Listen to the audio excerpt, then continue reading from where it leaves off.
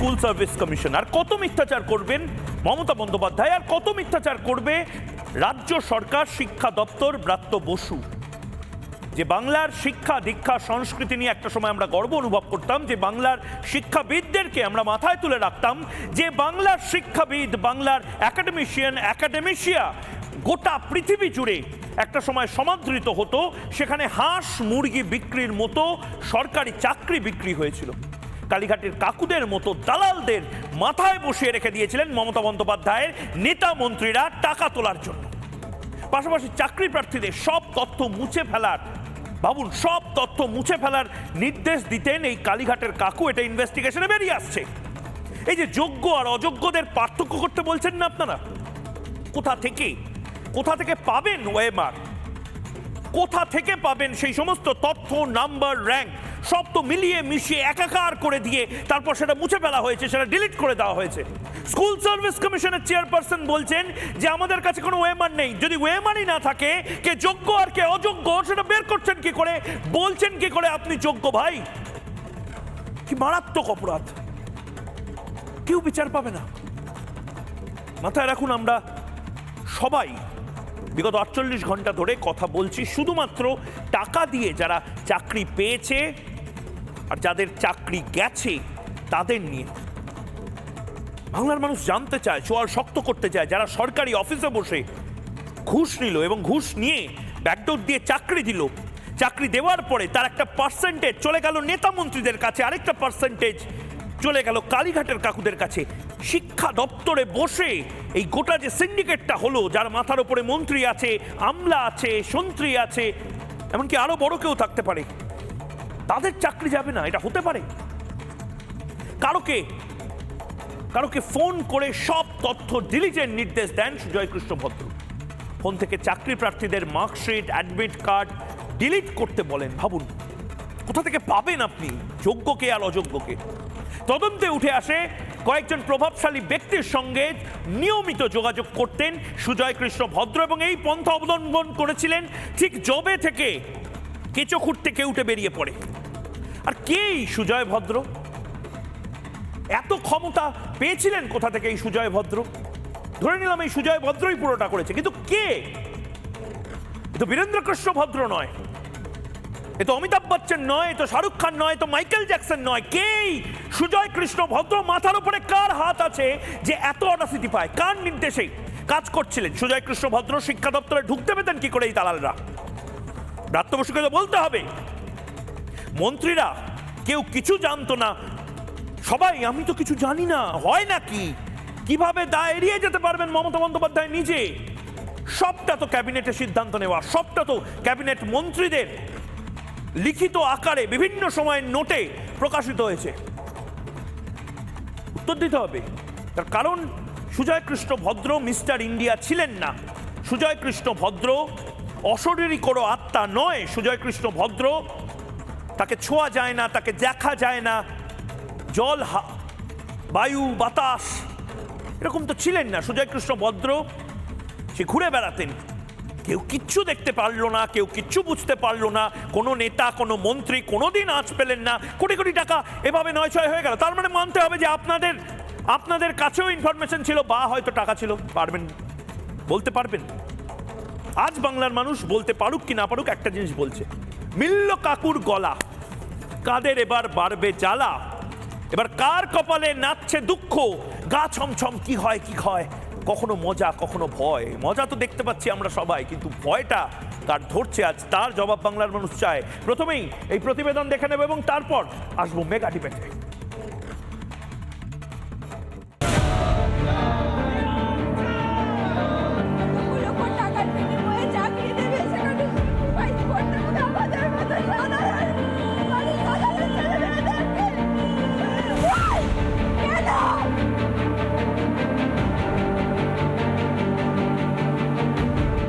এই চোখের জলের দায় কার? শিক্ষকতা করবেন বলে খেটে পরীক্ষা দিয়ে মেধা তালিকায় নাম তুলতে পেরেছিলেন এরা, কিন্তু জানতেও পারেননি কবে তাদের হকের চাকরিটা বিক্রি হয়ে গিয়েছে।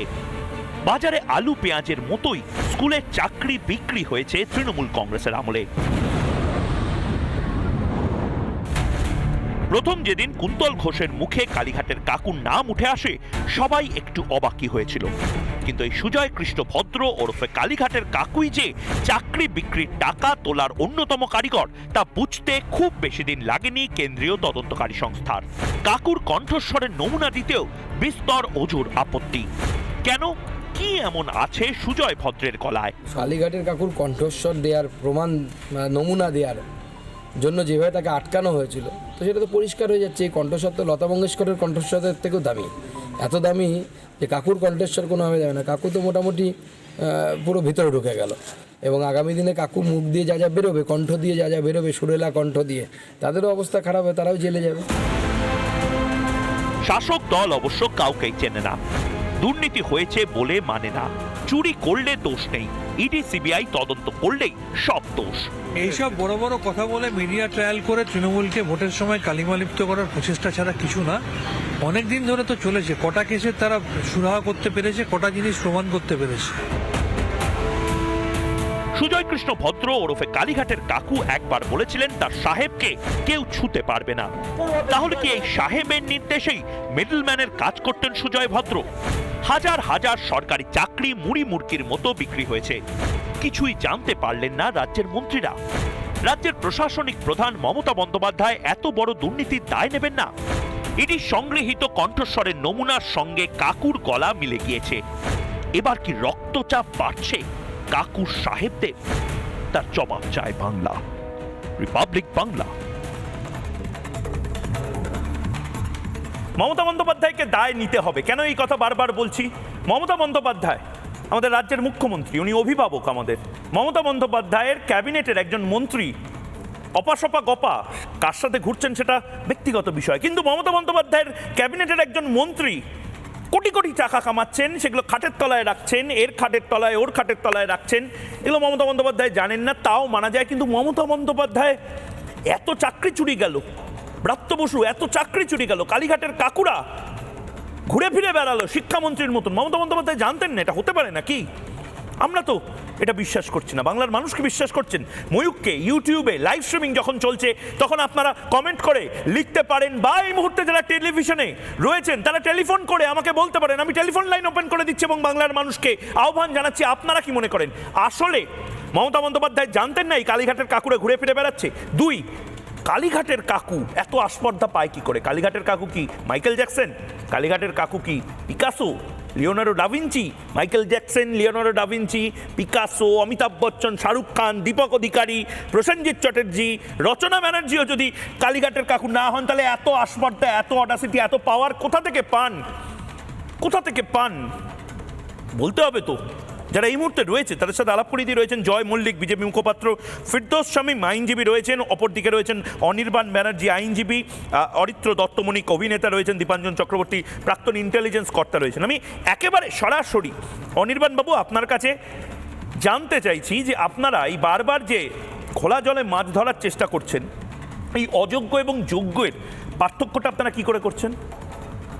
এই অযোগ্য এবং যোগ্যদের মধ্যে পার্থক্যটা আমাদের বলতে ঠিক কাদের কথা বলছেন জানি না, কোনো রাজনৈতিক দলের তো করার কথা নয়। যাদের দায়িত্ব দেওয়া হয়েছিল অন্তত তদন্ত করার ক্ষেত্রে, সেটা সিবিআই এর করার কথা, আদালত যাকে তদন্ত করার দায়িত্ব দিয়েছিল, ঠিক আছে, যাকে দায়িত্ব দেওয়া হয়েছিল তার নাম সিবিআই, তার করার কথা। এবং আমরা এটাও জানতে পেরেছি, তারা রিপোর্টে এটা জানিয়েওছেন যে আনুমানিক কত সংখ্যায় সেখানে বেআইনি বা অন্যায্য চাকরি প্রার্থীরা ছিলেন, চাকরি করতেন, তারা ছিলেন।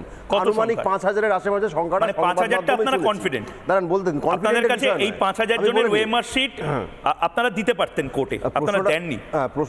এসএসসি বলেছে যে তারা সেই তথ্য দিয়েছে, সেটা তারা এসএসসি বলছে যে ওএমআর এর কোনো ডকুমেন্টেশন তাদের কাছে নেই। এই অন্যায্য বা যারা বেআইনি ভাবে চাকরি পেয়েছেন সেই সংখ্যাটা, আনুমানিক সংখ্যা তারা জানিয়েছেন বলে তারা বলছেন। না, আমাকে একটা কথা অনির্বাণ একটা কথা আমাকে বলুন। আমি তিনটে প্রশ্ন আপনাকে করছি, তিনটে প্রশ্ন ওই কনবানেগা করোড়পতি খেলছি না, কিন্তু উত্তর দিতে যোগ্য প্রার্থীদের ওএমআর শিট এসএসসি কোর্টে জমা দেয়নি কেন? এক, অযোগ্য, আপনি উত্তর আছে? হ্যাঁ বলেছি, বলে দিচ্ছি, আছে কি নেই উত্তর? বলেনি না, আমি বলছি। আমি প্রশ্ন বলেই নেই আপনি বলছি। প্রথম প্রশ্নের উত্তরটা দিন না অন্তত। আরে, আছে আমি বলে দিচ্ছি যোগ্য আপনাকে প্রার্থীদের উত্তরটা। ওএমআর শিট এসএসসি কেন কোর্টে জমা দেয়নি? আচ্ছা, 2 নম্বর প্রশ্ন, অযোগ্যদের টাকা খেয়ে যারা চাকরি দিয়েছে সেই টাকা ফেরতের আইনি সহায়তা সর্বপ্রথম সরকার শুরু করেনি কেন এবং ইনভেস্টিগেশনটা পুলিশ করেনি কেন? কেন সিবিআই এর উপর অপেক্ষা করতে হলো? বাচ্চারা ফেসে যাবে বলে? মামলা হয়েছিল, আদালত সিবিআই কে নির্দেশ দিয়েছেন, তো সিবিআই সেই তদন্ত কতটুকু করতে পেরেছে? এক, বুঝলাম সিবিআই সফল হয়েছে। আরে সিবিআই সফল হয়েছে। সিবিআই কে যদি CBI 17,500 না অনির্বাণ আজকে সিবিআই কে যদি 17,500 কেস দিয়ে দেওয়া হয়, আচ্ছা ফিরদৌস দা সিবিআই একটা কথা বলি, আমি একটু শেষ করি, তুমি বলে সিবিআই এর কথা বললে তো, আর তুমি তো সিবিআই এর মুখপাত্র নয়, ওএমআর গুলো তুমি তো সিবিআই এর মুখপাত্র নয়, আমাকে বলে নিতে দাও।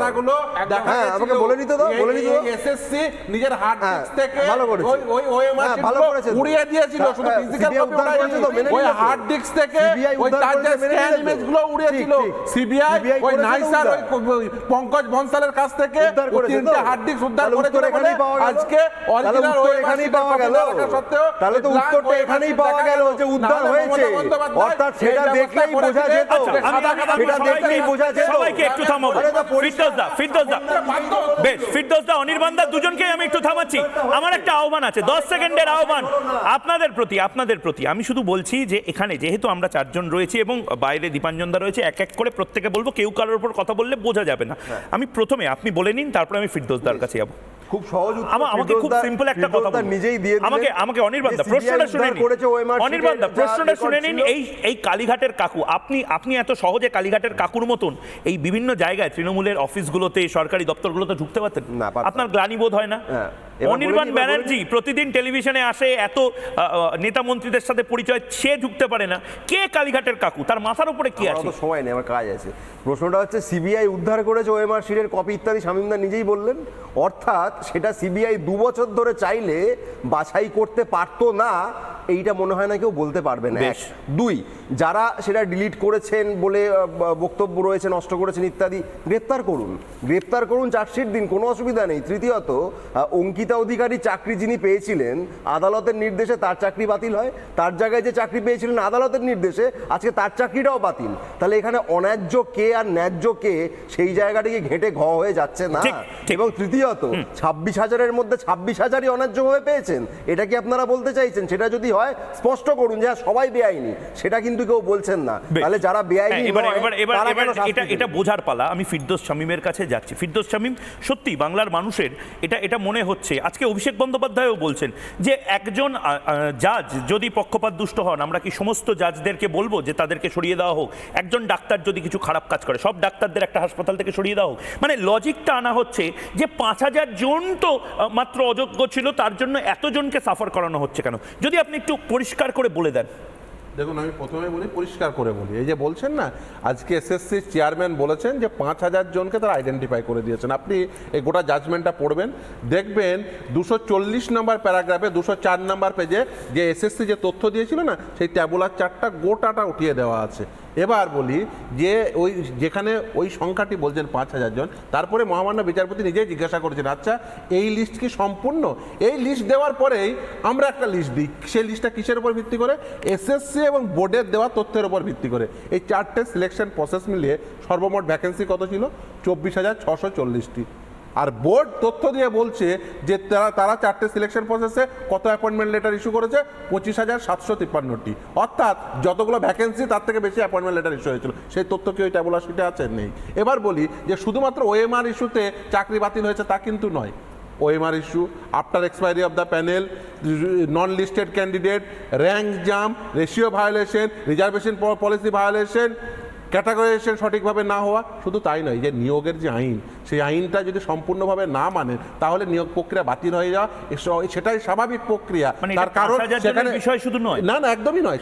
একটা জেনে রাখা উচিত, ক্রিমিনাল জুরিসপ্রুডেন্স আর সার্ভিস জুরিসপ্রুডেন্সের মধ্যে পার্থক্য আছে। কি?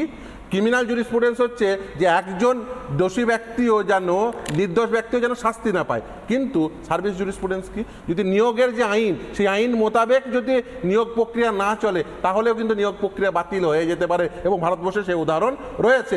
এই ক্ষেত্রে নিয়োগের প্রতিটি ধাপে এই যে নিয়োগের যে আইন, সেই আইনটাকে ভঙ্গ করা হয়েছে। অতএব এর জন্য দায়ী হচ্ছে নিয়োগকারী সংস্থা। শুধু তাই নয়, আদালত বারবার বলেছেন যে তোমরা এই যে তথ্যগুলো, সেই তথ্যগুলো আদালতের সামনে পেশ করো, কে যোগ্য কে অযোগ্য। শুধু তাই নয়, আদালতের বিরুদ্ধে বলা হচ্ছে আজকে যে অপরচুনিটি অফ হিয়ারিং দেওয়া হয়নি। আদালত স্টেটকে নির্দেশ দিয়েছিল প্রতিটি নিযুক্ত ব্যক্তিদের, তিনি শিক্ষক হতে পারেন, গ্রুপ সি গ্রুপ ডি শিক্ষাকর্মী হতে পারেন, তাদের প্রত্যেককে ইনফর্ম করা যে আদালতে এই মামলা চলছে, তোমরা চাইলে সেই মামলায় যুক্ত হতে পারো। এই দায়িত্ব কার উপর বর্তেছিল? স্টেটের উপরে। এখন যারা এসে এই কথা বলছেন, এখন তাদের এই প্রশ্নের উত্তর দিতে হবে। তারা বসেছিল, রাজ্য সরকার বসেছিল, কোনো কাজ না করে হাত গুটিয়ে বসেছিল। এখন রাজ্য সরকারকে বলতে হবে প্রত্যেককে ইন্টিমেট করেছিল কি করেনি, কারণ আদালত নির্দেশ দিয়েছিল প্রত্যেককে ইন্টিমেট করতে হবে যারা চাইবেন এই প্রসেসের সঙ্গে মানে কলমে বলছেন রাজ্য সরকার ইচ্ছাকৃতভাবে কোনোভাবে চেয়েছে যে এই গোটা প্রসেসে 26,000 ছেলে মেয়ে সাফার করুক।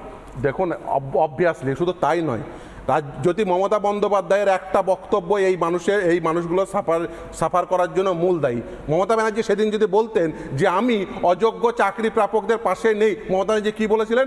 একজনেরও চাকরি যাবে না। অর্থাৎ সাদা খাতা যে জমা দিয়েছে মমতা বন্দ্যোপাধ্যায়, তার সঙ্গে এই সাদা খাতা জমা দেওয়া শিক্ষকের সঙ্গে মমতা ব্যানার্জি থাকার জন্য যে খাতা ভর্তি করে এসছে, তাকে আজকে এই দিন দেখতে হচ্ছে। যদি সেদিন মমতা ব্যানার্জি বলতেন যে আমি ওই সাদা খাতার শিক্ষকদের সঙ্গে নেই, আমি after expiry of the panel যারা অ্যাপয়েন্টমেন্ট পেয়েছে তাদের সঙ্গে নেই, আমি যারা নন লিস্টেড ক্যান্ডিডেট অ্যাপয়েন্টমেন্ট পেয়েছে তাদের সঙ্গে নেই, এবং তাদের সম্পূর্ণ তথ্য দিয়ে দেব, এবং যারা এই ভুলগুলো করেছে তাদেরকে আইডেন্টিফাই করে দেবো, তাহলে আজকে এই দিন দেখতে হতো না। রাজ্য সরকার ওয়ান ভলিউশন করতে পারতেন, এসএসসি করতে পারতেন, বোর্ড করতে পারতেন, তাদের উপরে এই দায়িত্ব ন্যস্ত আছে, আইন অনুযায়ী তারাই তো দায়িত্বপ্রাপ্ত। দেখো, অ্যাডভোকেট শামীমদা, সিপিএম নেতা শামীমদা যখন একসঙ্গে কথা বলেন তখন এই কনফিউশনটা তৈরি হয়। সমস্যাটা হচ্ছে অঙ্কিতা অধিকারীর বদলে যখন যিনি চাকরি পেয়েছিলেন তাদের হয়ে শামীমদা যেরকম সওয়াল করেছিলেন, আবার তার চাকরি চলে যাওয়ার পর যিনি পেলেন তার হয়ে যেমন করেছিলেন, আমি ব্যক্তি শামীমদার কথা বলছি না, কিছু মনে করো না, আবার তাদের চাকরি এখন চলে যাওয়ার পরেও সেটা নিয়েও সওয়াল করছেন একই রকম ভাবে। এইখানেই সিপিএম নেতা শামীমদা জিতে যাচ্ছে। আচ্ছা, সিপিএম নেতা যে কারণে লড়াইটা আসলে রাজনৈতিক। যেহেতু বলেছে এবার অ্যান্সার দিই। দেখুন, এই যে অঙ্কিতার জায়গায় ববিতা পেল, ববিতার জায়গায় অনামিকা পেল, এই যে পদ্ধতিটা, এই তথ্য ববিতার কত মার্কস পেয়েছে তথ্য কে দিয়েছিল? এসএসসি চেয়ারম্যান একেবারে অনলাইনে দিয়েছিলেন। তাহলে তথ্য ভুল কে দিয়েছিল? SSC chairman. আমরা তো বলছি যে এসএসসি চেয়ারম্যান এসএসসি ঠিক কাজ না করার জন্যই তো এই গোটা ত্রুটিপূর্ণ পদ্ধতিতে হয়েছে। তাই অঙ্কিতার জায়গায় ববিতা পায়, ববিতার জায়গায় অনামিকা পায়, অনামিকারও আবার চাকরি চলে যায়। তার কারণ এসএসসি ভুল করেছিল। সেদিন যদি এসএসসি ঠিক করতো তাহলে সেদিনও ওই ববিতা না পেয়ে অন্য কেউ পেতে পারতো, বা অন্য কেউ পেতে পারতো। এসএসসি যে ভুল করেছে, এসএসসি যে ভুল করেছে, এসএসসি যে করতে পারেনি। দেখুন, এই প্রশ্নটা শুধুমাত্র ববিতা বা অঙ্কিতার নয়। যদি শুধুমাত্র যেহেতু উদাহরণটা উঠে আসছে, তুমি ভালো প্রশ্ন করেছো, অ্যান্সারটা শুনে নাও। যদি শুধুমাত্র অঙ্কিতা, ববিতা বা অনামিকার মধ্যে বিষয়টা সীমাবদ্ধ থাকতো তাহলে এই দিন দেখতে হতো না। শুধু অঙ্কিতায় থেমে থাকেনি, শুধুমাত্র অঙ্কিতার বাবা পরেশ অধিকারী অঙ্কিতাকে হয়তো বিনা পয়সায় আদালতের রায় হয়েছিল, সেখানে কোন ভুলটা ছিল? আরো অনেক দুর্নীতি ছিল। ববিতার ক্ষেত্রে না হয় এসএসসি ভুল নম্বর বলে আমি তোমার কথা মেনে নিলাম। ওই রাষ্ট্রবিজ্ঞানের ক্ষেত্রে কে ভুল করেছিল? অভিজিৎ গাঙ্গুলি। পয়সা তোলা হয়েছে। অনামিকার ক্ষেত্রে অভিজিৎ গাঙ্গুলি ভুল করেছিল। একদম একদম। এবং এই তথ্য আদালত, তার মানে এখানে একদম অনির্বাণ ফিরদৌস, পয়সা যে তোলা হয়েছে সেটা কিন্তু বাস্তব। আমি একবার জয় মল্লিকের কাছে এবং বাকিদের কাছে যাওয়ার আগে, পয়সা তোলা কিন্তু হয়েছে, এবং পয়সা, আমি আবারও বলছি, পার্থ চট্টোপাধ্যায় টাকা দে করে পয়সাটা তোলেনি, মানিক বা সুবীরেশ এরা টাকা দে করে তোলেনি। কিছু লোককে বসিয়ে দেওয়া হয়েছে, তাদের বিপুল ক্ষমতাশালী করে দেওয়া হয়েছে। এবং প্রশ্ন এখানে, এই কালীঘাটের কাকু, এই গোপাল দলপতি, এই তাপস মণ্ডল, ভুলে গেছেন নিশ্চয়ই আপনারা। আপনাদের বলছি, এই মুহূর্তে যারা জবাব চায় বাংলা বিগত 3 বছর ধরে দেখছেন, ময়ূককে দেখছেন, আপনাদের বলছে, ভুলে গেছেন হয়তো এই নামগুলো, আবার মনে করিয়ে দিচ্ছি। এই জবাব চায় বাংলা স্টুডিওতেই এরা লাইভে, ভাবুন আপনি লাইভে 1 টাকা কারোর থেকে নিয়েছেন, এটা বলতে আপনার 5 বার গলা শোকায়। এরা লাইভে বলেছে টাকা দিয়ে চাকরি নেওয়া হয়, এটা বাংলার দস্তুর, এটা তৃণমূল আমলের দস্তুর। কি বলেছিলেন? প্রথমে গোপাল দলপতি, প্রত্যেককে প্রশ্ন করেছিলাম জবাব চায় বাংলার এই মঞ্চ থেকে। গোপাল দলপতি কি বলেছিলেন একবার শুনবো। গোপাল দলপতি একটা সত্যি যদি বলেন, এই নিয়োগ দুর্নীতিতে অনেক নাম সামনে আসছে, অপাসপা গপাদের নাম দেখেছি, পার্থর নাম দেখেছি, আমরা সুবীরেশ দেখেছি, কল্যাণময় দেখেছি। আপনার কোথাও কি মনে হচ্ছে না যদি আপনি ঠিক হন, আপনি যদি ইনোসেন্ট হন, তাহলে এই গোটা দুর্নীতির মাস্টার মাইন্ডের নামটা এখনই আপনাকে বলা উচিত। আমার বারবার যে প্রশ্নটা আপনাকে আমি টানা ফোন করে গেছিলাম কালকেও, দুর্নীতির মাস্টার মাইন্ডকে এক কথা, দুর্নীতির মাস্টার মাইন্ডকে দু কথা, দুর্নীতির মাস্টার মাইন্ডকে বারবার একই কথা আমি জিজ্ঞেস করছি, দুর্নীতির মাস্টার মাইন্ডটা কে গোপালবাবু? মানে দুর্নীতির মাস্টার মাইন্ডটাকে বলুন। সেটা তো যদি আমার জানা থাকতো তাহলে অনেক আগে আমি বলে দিতে পারতাম। ওই মাস্টার মাইন্ডটা আমার জানা ছিল না, বা ওইটা কেন কি আমি এইটাতে যদি ডাইরেক্ট যুক্ত থাকতাম তাহলে আমার পক্ষে সম্ভব হতো মাস্টার মাইন্ডটা বলে দেওয়া, কোনো অসুবিধা ছিল না। কিন্তু মাস্টার মাইন্ডটা আমি যেটা জানি না সেটা কাউকে, আমি কিন্তু কুন্তল নই যে হাওয়াতে একটা নাম ভাসিয়ে দেবো আর তদন্তকারীরা ওই দিকেই দৌড়তে থাকবে, আর একটা আরও আসল যে ঘটনা সেই বিষয়টাকে আড়াল করে যাব, আমি ওই জায়গাতে নেই। বা আমি যেটা জানি না, যেটা সম্বন্ধে আমার কোনো প্রমাণ নেই, সে যদি কালপিট হয়ও আমি কিন্তু তার সম্বন্ধে বলতে পারবো না। সেটা বুঝতে পারলাম।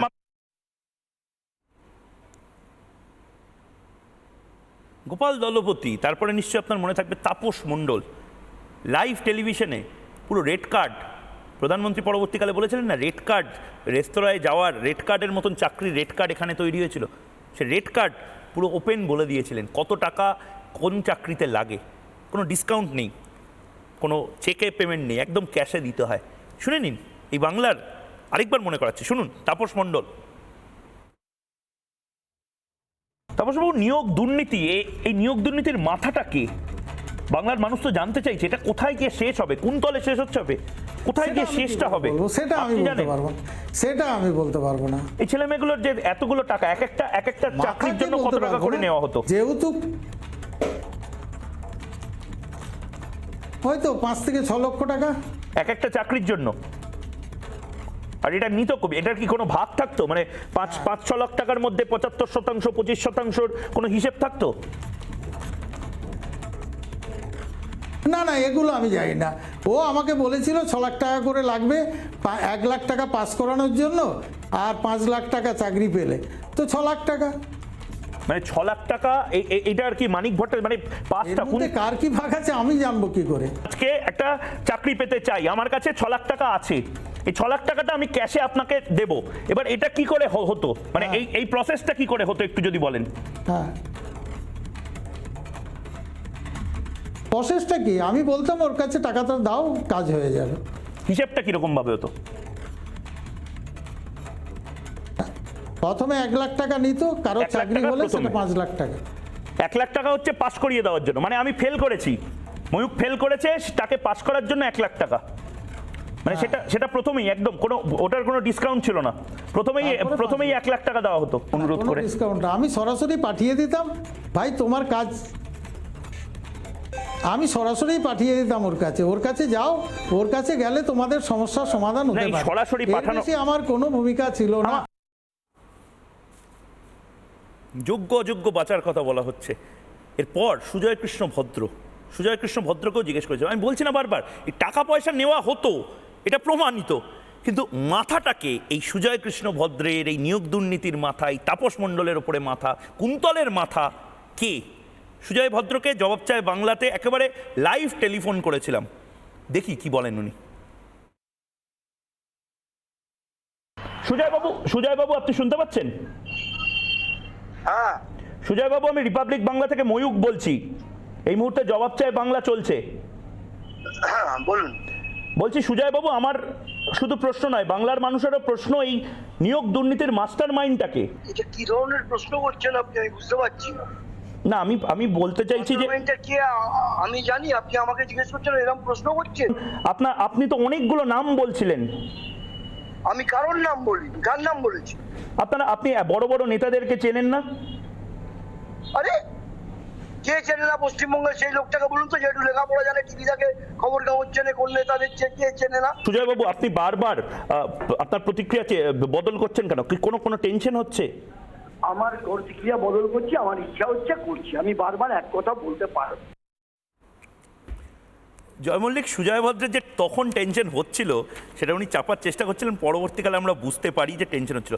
মানে ভেরি সিরিয়াস নোট, মানে একটা সময় আমরা বাংলায় শিক্ষা দীক্ষা সংস্কৃতি নিয়ে খুব গর্ব করতাম, এখনও করি, কিন্তু তারপরে দেখলাম যে এই নিয়োগ দুর্নীতি না আমাদের আমাদের সবার না একটা এমন জায়গায় নামিয়ে দিল যেখানে এই ধরনের কথাবার্তা লাইভ টেলিভিশনে হচ্ছে। এর পরেও কি একটা রেল অ্যাক্সিডেন্টের পরে একটা সময় আমাদের দেশে রেলমন্ত্রী পদত্যাগ করতেন, ছোট ছোট ঘটনার জন্য নৈতিক দায় স্বীকার করতেন। হ্যাঁ, বিজেপির একটা সময় জোট সঙ্গে তৃণমূল কংগ্রেস ছিল, করেছিল, এখন করেছে।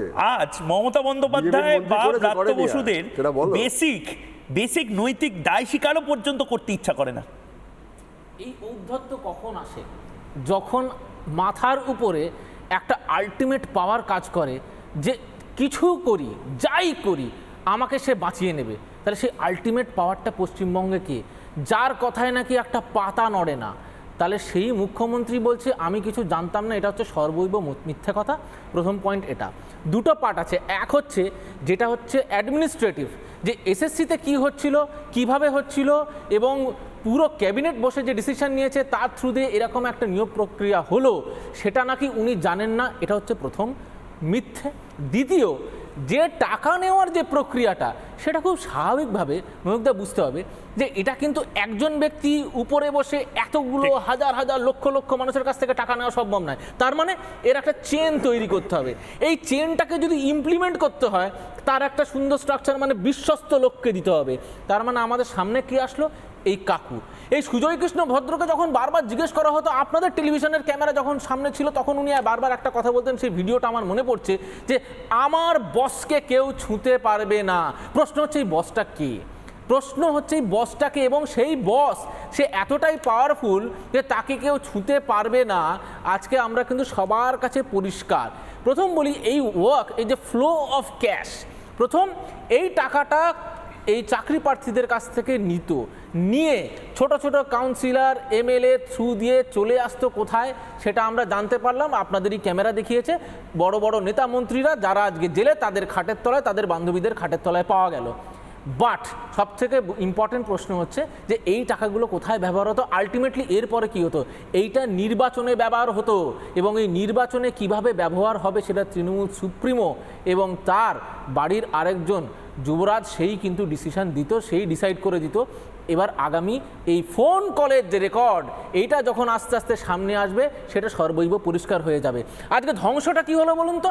যে ব্যক্তিগুলো আজকে চাকরি পেল না এবং টাকাটাও গেল, তাদের অনুরোধ করব সবার আগে গিয়ে যে তৃণমূল নেতাদের টাকা দিয়েছিলেন তাদের কলারটা ধরুন, নাম্বার 1। নাম্বার 2, যারা ট্যাক্স পেয়ার্স, যারা কর দিচ্ছে, তাদের এই করের টাকা থেকে কিন্তু এই মাইনেগুলো হয়েছে, সেটাও কিন্তু মনে রাখবেন এবার ভোট দেওয়ার সময়, যে আপনাদের করের টাকা নিয়ে মুখ্যমন্ত্রী মমতা বন্দ্যোপাধ্যায় এবং তৃণমূলের নেতারা কি করেছে, সেটাও মনে রাখবেন। তৃতীয়, যারা মা বাবা আছেন তাদের সন্তানকে পড়াচ্ছেন এরকম সরকারি স্কুলে ভরসা করে, যে এই সরকারি স্কুলে পড়ে তারা বড় হবে, একটা ভালো মানুষ হবে, তারাও জেনে রাখবেন যে মাস্টার মশাই পড়াচ্ছে তারা কিন্তু শূন্য পেয়েছে, গোল্লা পেয়ে তারা আবার মাস্টার মশাই হয়ে পড়াচ্ছে। একদম একদম।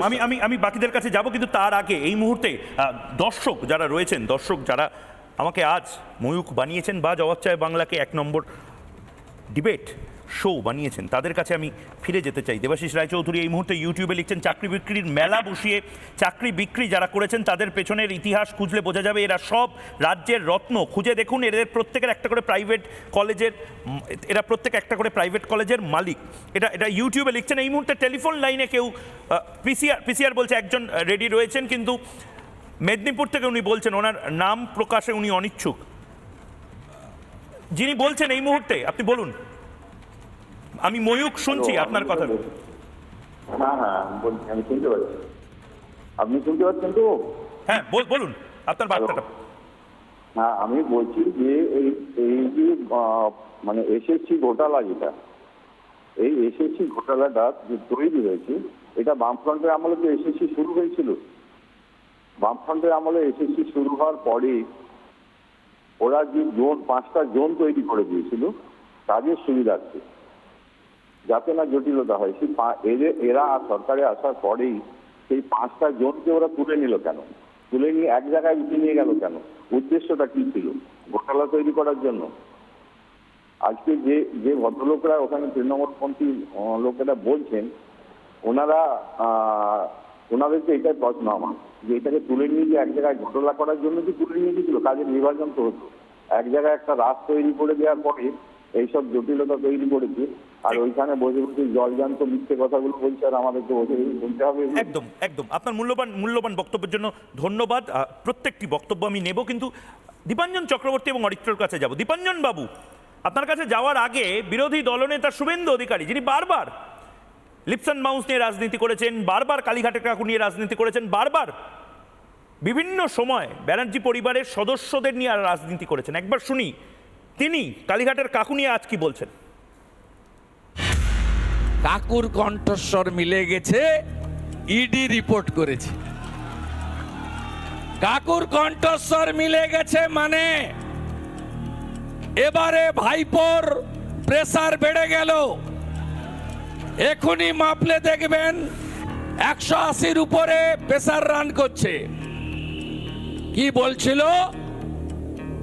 আমার সাহেব, ওর কাছ অব্দি কেউ পৌঁছাতে পারবে না। ধর্মের কল বাতাসে নড়ে।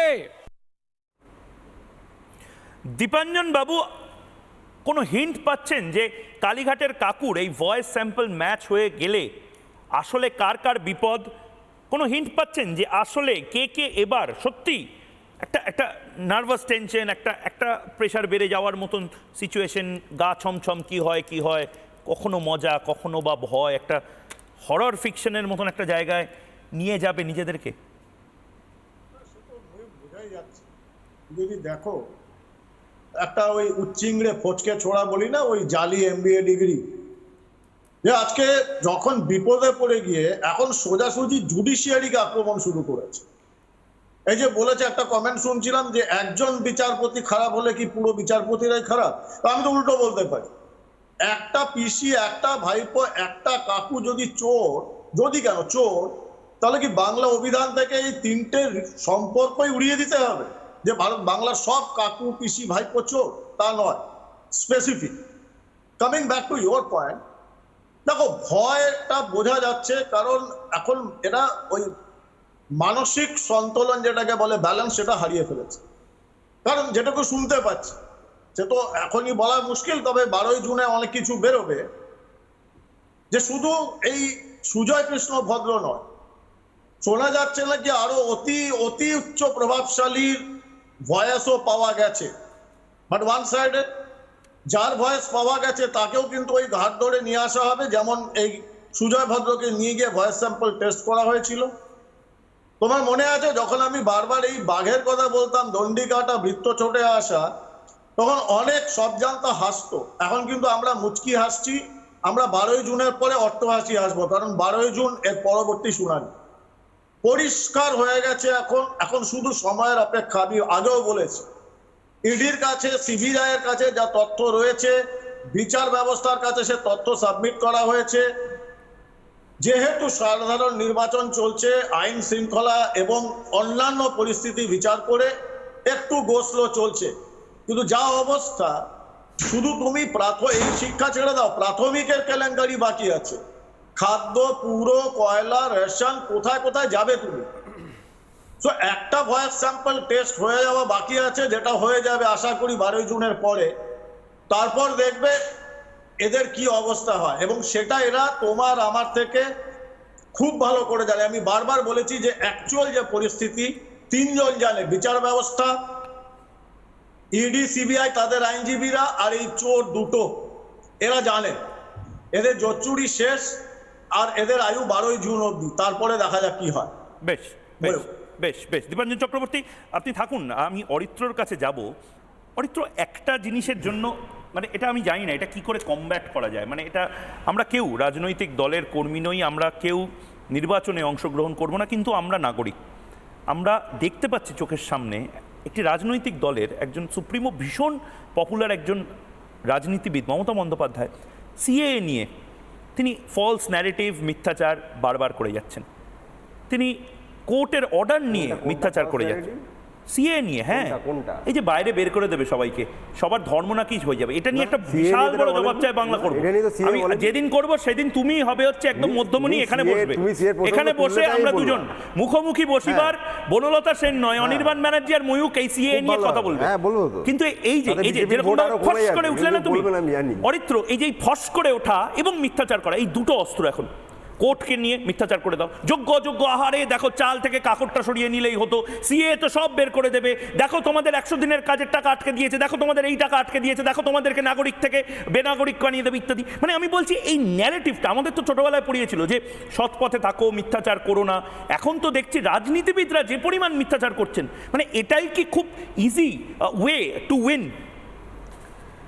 দেখুন, আমি এই প্যাটার্ন অফ ক্রাইমটা দেখছিলাম।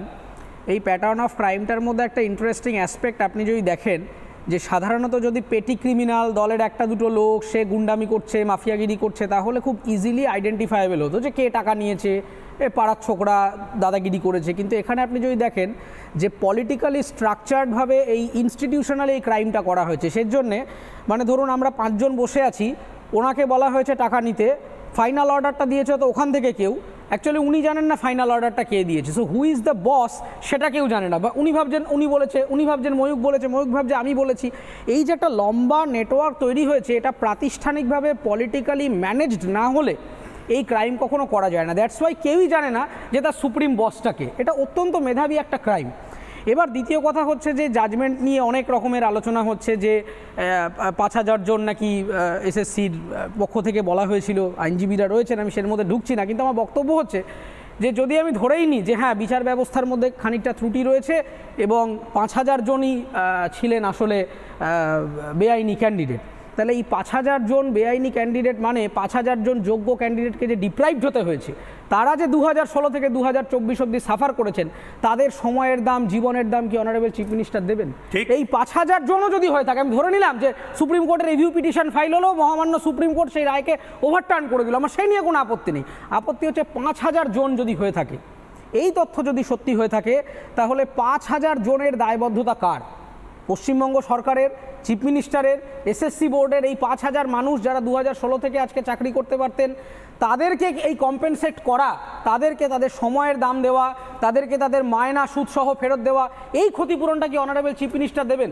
যদি দিতে না পারেন, তাহলে এই বিষয়ে কোনো রকম মিথ্যাচার করা একদম তার থেকে আমরা কাম্য করছি না। একদম। আমি ফিরদৌস শামীমের কাছে যাওয়ার আগে একবার আমি বারবার মানুষকে জিজ্ঞেস করি যে আপনারা কি মনে করছেন, আপনাদের মতটা বলুন, আপনারা কোন দিকে রয়েছেন। আমি আজকে প্রশ্ন করেছিলাম, এবার সামনে আসবে কালীঘাটের কাকুর সাহেবের নাম।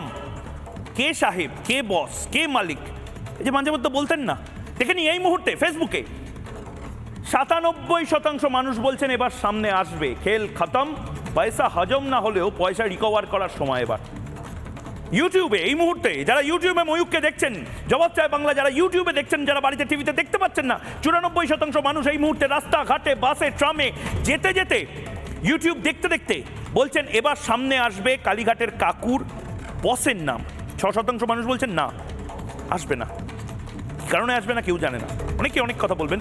এক্স হ্যান্ডেলে দেখি এই মুহূর্তে যারা হয়তো নিজেদের কাজের মাঝে টুইটার বা এক্স হ্যান্ডেলে আমাকে দেখতে দেখতে কমেন্ট করছেন, তাদের মধ্যে থেকে 94% মানুষ বলছেন সামনে আসবে আসবে আসবে। আমি ফিরদৌস শামীমকে একবার, যেহেতু আপনি নিজে একদম অ্যাডভোকেট অন রেকর্ড এই সমস্ত মামলায়, আমাকে খুব সহজভাবে বলুন, এই কালীঘাটের কাকুর সাথে জনৈক কোনো ব্যক্তি, মানে আমার এবং অরিত্রর মধ্যে কথোপকথনটা এতটা গুরুত্বপূর্ণ হয়ে গেল কেন, যে আমার গলা, যে আমারই গলা, সেইটা আবার খাতায় কলমে লিগালি প্রুফ করা, মেডিকেল টেস্ট করে করা, মানে এত ভ্যালুয়েবল কেন হয়ে গেল ওই কথোপকথনগুলো? একটু সহজভাবে যদি বোঝান। দেখুন, যে এই কালীঘাটের কাকু যেদিন ধরা পড়ে না, সেদিন আমি একটা মন্তব্য করছিলাম, আপনার চ্যানেলে বলেছিলাম যে প্রাথমিকের নিয়োগ দুর্নীতির হৃৎপিণ্ড ধরা পড়েছে। কালীঘাটের কাকু একটা অত্যন্ত গুরুত্বপূর্ণ একটি ক্যারেক্টার, সেই জন্য দেখেছেন না এসএসকেএমে ওই কালীঘাটের কাকু শুধু কণ্ঠস্বরের নমুনা 4 মাস ধরে করা সম্ভব হয়নি। আদালত নির্দেশ দিয়েছিলেন, মহামান্য বিচারপতি অমৃতা সিনহার নির্দেশ দেওয়ার পরে, এবং সেই নির্দেশের দেওয়ার 4 ঘন্টার মধ্যে করাতে হয়েছিল, তাই সম্ভব হয়েছিল, অন্যথায় সম্ভবও হতো না হয়তো বা। এই কালীঘাটের কাকু কেমন কেন্দ্রীয় চরিত্র ভাবুন। ইডি প্রেস রিলিজ করে বলেছিল যে এই লিপস অ্যান্ড বাউন্স নামক একটি কোম্পানি আছে যে ডুবিয়াস ট্রানজ্যাকশনের সঙ্গে যুক্ত, সেই কোম্পানির সিইও হচ্ছেন এই কালীঘাটের কাকু অর্থাৎ সুজয় কৃষ্ণ ভদ্র, এবং তার সিইও হচ্ছে অভিষেক বন্দ্যোপাধ্যায়। দেখুন, লিপস অ্যান্ড বাউন্স নামক একটা কোম্পানি, তার সিইও অভিষেক বন্দ্যোপাধ্যায়, সিও হচ্ছে সুজয় কৃষ্ণ ভদ্র। এই সেই কালীঘাটের কাকু এখন জেলে, এবং আদালতের অভ্যন্তরে আমি বারবার প্রশ্ন করেছি যে লিপস অ্যান্ড বাউন্স নামক যদি কোম্পানিটি ডুবিয়াস ট্রানজ্যাকশনের সঙ্গে যুক্ত থাকে এবং প্রাইমারি রিক্রুটমেন্ট স্ক্যামের সঙ্গে যুক্ত থাকে, তার সেই কোম্পানির যদি সিও জেলে যায়, তাহলে সিইও যে ডে টু ডে যে ম্যানেজারিয়াল পজিশন হোল্ড করে, যে ডে টু ডে যে ম্যানেজারিয়াল কাজগুলো করেন, তাহলে সেই কোম্পানিটি যদি ডুবিয়াস ট্রানজ্যাকশনের সঙ্গে যুক্ত হয়, তাহলে সেই কোম্পানির সিইওর কোথায় যাওয়া উচিত। কোম্পানিজ অ্যাক্টে সিইও তার নিজস্ব কাজ আছে এবং সেখানে নির্দিষ্টভাবে বলা আছে যে সিইও কী কাজ করতে পারেন। খুব স্বাভাবিক, যদি কোম্পানিটি ডুবিয়াস ট্রানজ্যাকশনের সঙ্গে যুক্ত থাকে, সে যদি প্রাইমারি রিক্রুটমেন্ট স্ক্যামের সঙ্গে যুক্ত থাকে, তাহলে সেই কোম্পানির অত্যন্ত কি ম্যানেজারিয়াল পার্সন হিসাবে সেই কোম্পানির এই যে যারা বিভিন্ন পদাধিকারী ছিলেন, যারা উচ্চতম পদে ছিলেন, তাদের এই যে বিভিন্ন কর্মকাণ্ড, মানে প্রয়োজনে তারাও জেলে যেতে পারে। অবভিয়াসলি, মানে আইনত এরকম সংস্থান রয়েছে। আমি দীপাঞ্জন চক্রবর্তী, অর্গানাইজড ক্রাইম, সংগঠিত অপরাধ, যদি একটি কোম্পানি সংগঠিত অপরাধের সাথে যুক্ত থাকে, তাহলে তার সিইও বা টপ বস তারাও তো জেলে গেছে, এটা আমরা দেখেছি। কেজরিওয়াল একটি অর্গানাইজড ক্রাইমের সাথে যুক্ত ছিলেন না হয়তো প্রাথমিকভাবে, কিন্তু কিংপিন ছিলেন একটি কোম্পানি হিসাবে দেখানো রাজনৈতিক দলের, জেলে গেছেন। তাহলে কি দীপাঞ্জন চক্রবর্তী, আপনি বলুন কি কি হতে পারে? কেজরিওয়াল জেলে গেছেন কারণ ক্যাবিনেট ডিসিশনের কালেকটিভ রেসপন্সিবিলিটিতে শিলমোহর দেয় চিফ মিনিস্টার। বাংলায় এই শুধু শিক্ষার উন্নতিতে এই যে সুপার নিউমারারি পোস্ট, এই যে অন্যায় চুরিটাকে জাস্টিফাই করার জন্য যে ডিসিশন হয়েছিল, সেটাই ভিত্ত না কি একজন সে প্রপোজ করেছিল, but enter cabinet was there.